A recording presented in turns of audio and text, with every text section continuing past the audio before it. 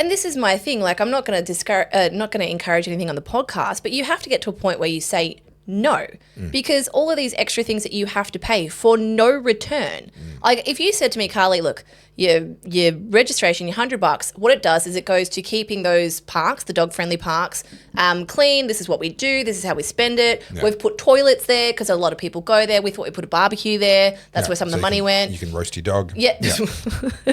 Roast someone else's dog. Yeah. We've put extra bins. We've actually put in some new pathways so that you can ride bikes. If they showed me that, I'd be like, all right, cool. Yeah. All right, I'm all right with that.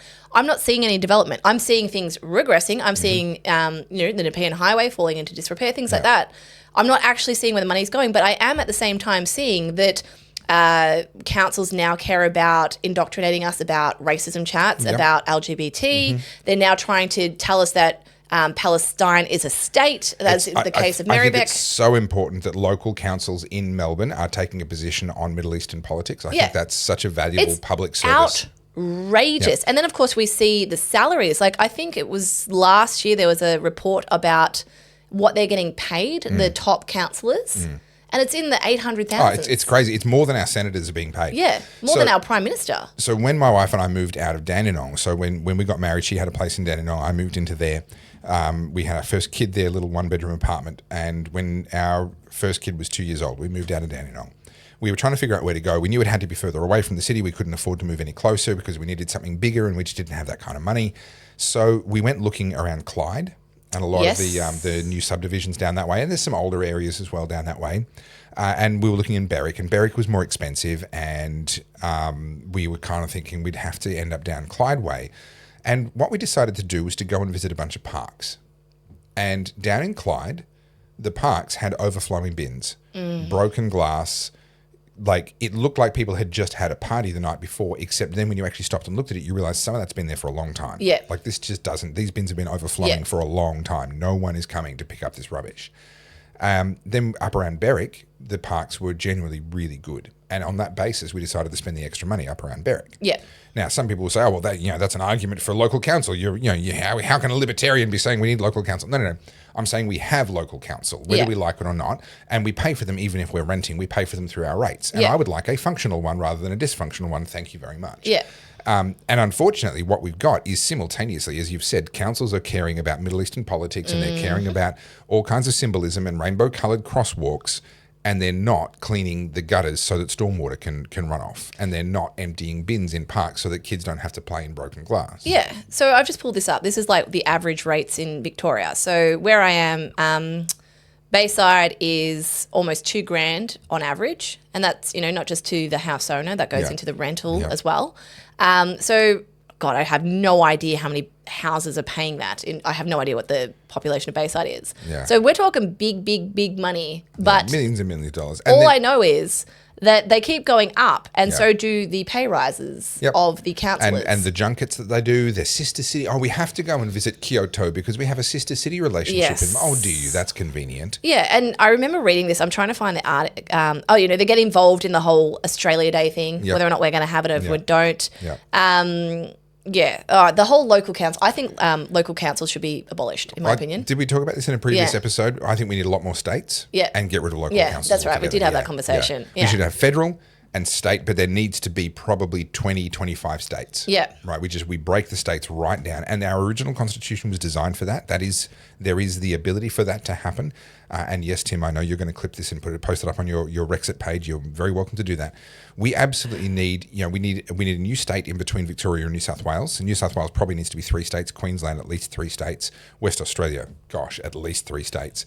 That makes so much sense. Like Western Australia, for example, like the top end and down like Bunbury and all that. Yeah. They are like geographically vastly different, culturally vastly different, and it's insane to me that people in Perth get to determine what happens up in like Exmouth or Broome. And it's so much worse than just geographically. Ideologically, we change depending on where we live, partly because we make choices about where we live based on our worldview and our self-view, but also because our beliefs about the world are affected by the realities that we face day by day. So the example that I've used before, and forgive me for those that have heard this before, in New South Wales, there are more Greens voters inside Newcastle, Sydney and Wollongong than there are total number of voters inland of the Great Dividing Range. Yeah, wow, okay. So you have the vast inland area of New South Wales. The total voting population is less than the Greens voters alone in Newcastle, Sydney and Wollongong. Do you know what? I believe this, that if you are going to be an inner city person that's representative of rural areas, you should have to move there. In my opinion, I know we've had this discussion about the Labor Party before because they'll just parachute people into seats and whatever, and they don't live there at all. If you want to be the representative of like the Wimmera region or like Gippsland or whatever, you should have to live there. I will say, by and large, there are a few exceptions, but in the main, that is actually already happening. But the problem is, if you've only got 3 or 4 MPs in Parliament representing inland of the Great Dividing Range, and you've got dozens of them based in the highly populated coast, then those MPs can do the best possible job that you could possibly imagine, which most of them don't. But they could, and they'll still have absolutely no effect. They won't actually be able to get anything for their constituents because they can be ignored. Yeah. Well, not only that, I think the people who are in the city, like, for example, I mean, we talk about, the Greens people like Maureen whatever her name is. Faruqi. Yeah. Farquhar sounds Lord better. Farquhar. Yeah, that sounds better. Yeah. Lydia Thorpe and Farquhar, yeah. Farquhar. Yeah. And their ilk. Sorry, Shrek reference. I'm not swearing. Shrek reference.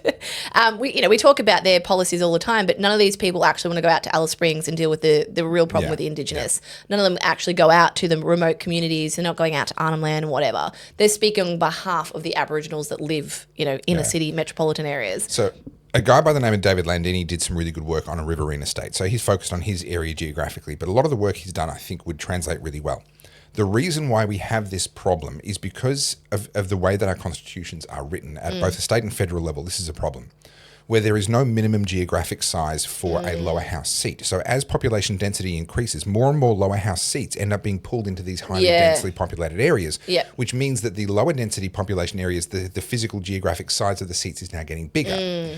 And because there's no minimum, that can go on ad infinitum. In theory, if you had a big enough skyscraper, that one building would be an entire electorate because there's so many people living in there. And you'd have an MP dedicated to that building, in theory, right?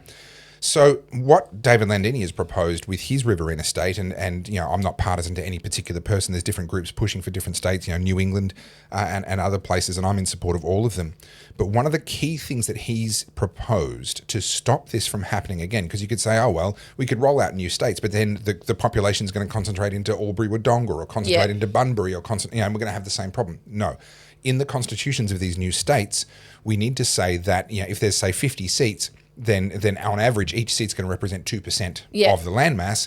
We're going to say no seat can represent less than 0.2% of the landmass. Yeah, okay. Right? So no matter how dense that population gets, that seat will shrink down to a certain size and then it stops shrinking. Yeah, okay. And so therefore the other seats stop expanding and therefore they end up with more representation. Yeah, absolutely. So that we don't end up back in the same spot in another 200 years. Well, you've survived another episode and you're still here watching. So at this point, you should probably go and subscribe. And if you don't, you are going to be at the wrath of Spicy Carls. And whilst you're there, empty your pockets. There's a buy us a coffee button and would really appreciate it so that I can show up every day and just make Topher's life an absolute living hell.